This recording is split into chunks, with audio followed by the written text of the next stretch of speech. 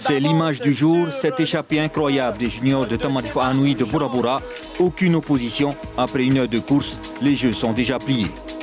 L'impression que ça a relâché, mais l'impact est toujours là. Je vous assure que si vous mettez une caméra dans l'eau, vous allez voir les remous, regardez-moi ça.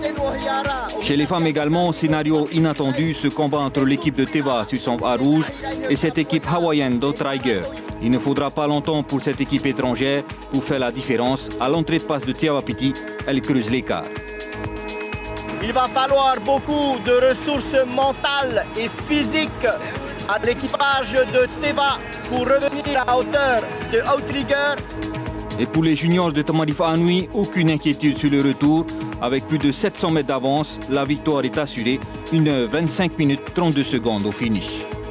Au départ, on a poussé, on a eu un bon départ. Après, on a vu que DT était là. On a essayé de pousser au moins 2-3 fois et il ne répondait pas. On a décidé d'aller et de ne plus regarder en arrière.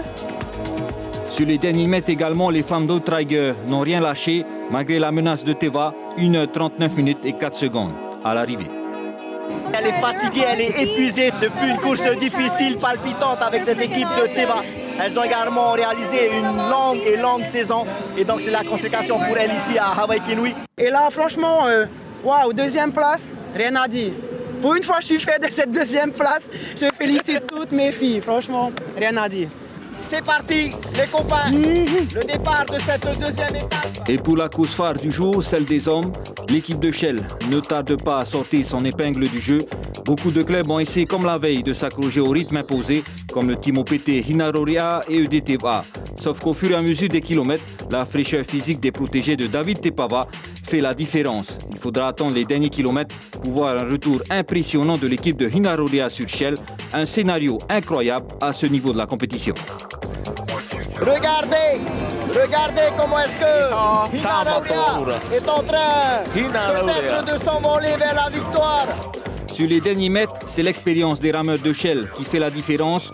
Au contournement des bouées, c'est Shell qui est le mieux placé. Une victoire au millimètre, 1h59 minutes au finish.